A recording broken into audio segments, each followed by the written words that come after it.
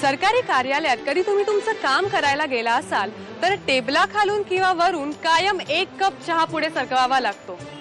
करू साहेब तुमचं काम, आधी एक कप चहा तर पाजा, असं म्हणत सरकारी कार्यालयात तुमची नक्कीच अडवणूक झाली असणार.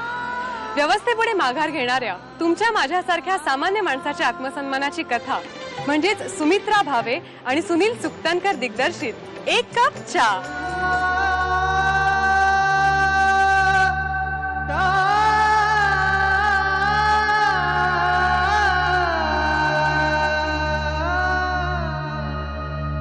एका सामान्य कंडक्टरचा व्यवस्थेशी होणारा झगडा आपल्याला चित्रपटातून पाहायला मिळणार आहे. पण हा झगडा काही अँग्री यंग मॅनचा नाहीये. हा झगडा आहे एका सौम्य स्वभावाच्या आणि खेळकड वृत्तीच्या एका सामान्य कंडक्टरचा. आपली विनोद बुद्धी आणि माहितीच्या अधिकाराचे शस्त्र वापरून एक सामान्य कंडक्टर कसा लढा देतो हे आपल्याला या चित्रपटातून पाहायला मिळेल. एक कप चहा या चित्रपटाच्या निमित्तानं ज्येष्ठ लेखिका कमल देसाई प्रथमच आपल्याला अभिनय करताना दिसणार आहे. या चित्रपटात किशोर कदम आणि अश्विनी गिरी यांच्या प्रमुख भूमिका आहेत. कमाईचा घामाचा एक कप चहा मी प्यालो तर मला पचल का काय? अगो केवढं बिल आलंय ग? केवढं बिलात काहीतरी घोटाळा झालाय. घोटाळा असेल तर हे माझं काम नाही. तुम्ही लाईन वन नाही तर अकाउंटंट कोण असेल त्यांना भेटा. चला. उगाच त्रास देतायत. ओ कोण त्रास देतोय? जी लाईट आपण वापरलीच नाही ती वापरली म्हणून खोटं ठरवून शिक्षा देणारे हे लोक कोण? अरे तुझ्या त्या वीज बिलाचं ना. अरे पत्रापत्रीनं काय होणार आहे, त्यापेक्षा एक कप चहाचं बघ. माहितीचा अधिकार हा आपल्याला लोकशाहीने दिलेला एक फार मोठा अधिकार आहे सामान्य नागरिकाला. परंतु अजूनही सगळ्या नागरिकांना त्याची पुरेशी माहिती नाही आहे. तर या चित्रपटामध्ये एक साधा माणूस माहितीचा अधिकाराचा कायदा वापरून कसा आपला प्रश्न सोडवतो हे आम्ही दाखवलेलं आहे. तर ते जास्तीत जास्त लोकांच्यापर्यंत पोहोचलं पाहिजे असं नक्कीच मला वाटतं. नमस्कार तुझ्या मुख्याध्यापकाला. अजून किती दिवस हजामतीचे पैसे वाचवायचे ठरवले? नाटकातल्या भूमिकेसाठी वाढवले. आमच्या कॉलेजची नाट्य कॉम्पिटिशन आहे. मी पार्टी करणार आहे का?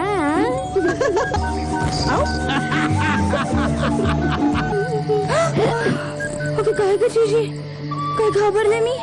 बघले ना मी सुद्धा अशी अंधारात का बसली असं? काय झालं?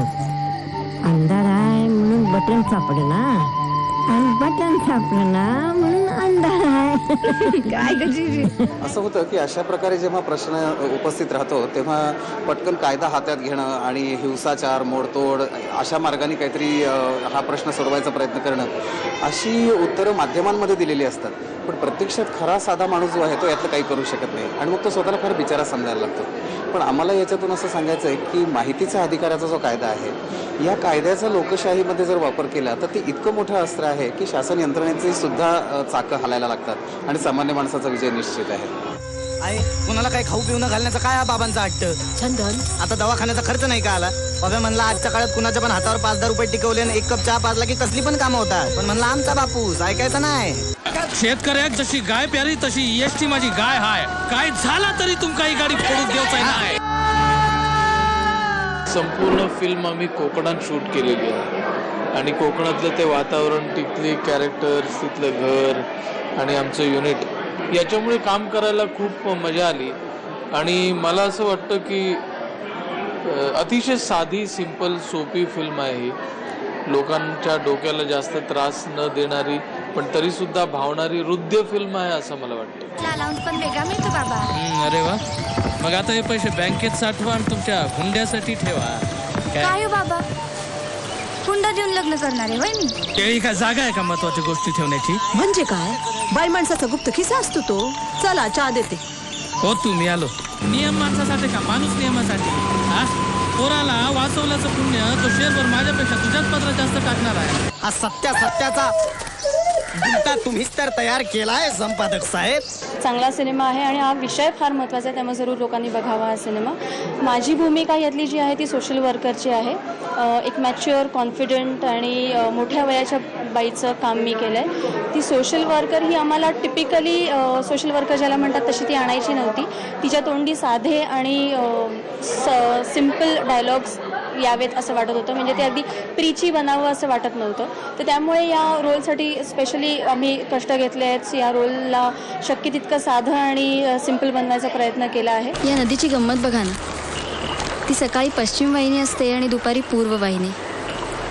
भरतीच्या पाण्याच्या रेटानं तिला दुपारी आपला मार्ग बदलावा लागतो, पण ती सकाळी परत पश्चिम वाहिनीच होते. तिला ज्या दिशेनं जायचं असतं त्या दिशेलाच जाते.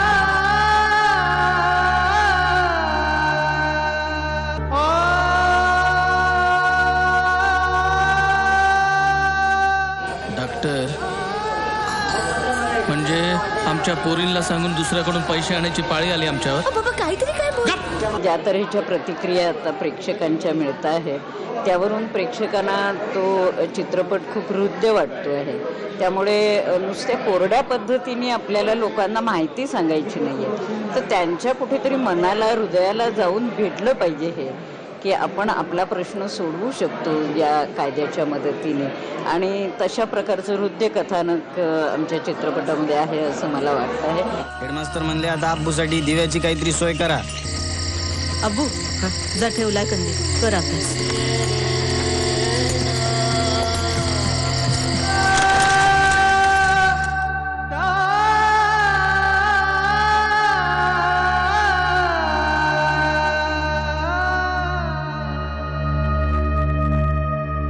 गोवा इंटरनॅशनल फिल्म फेस्टिवल आणि मामी फेस्टिवलमध्ये गाजलेल्या चित्रपटाची नुकत्याच स्वीडनच्या गटनबर्ग इंटरनॅशनल फिल्म फेस्टिवलमध्ये निवड झाली आहे. शिवाय चित्रपटगृहांमधून हा चित्रपट प्रेक्षकांच्या पसंतीसही उतरतोय. असा समीक्षक आणि प्रेक्षक यांनी उचलून धरलेला हा एक कप चहा चाखायला काहीच हरकत नाही.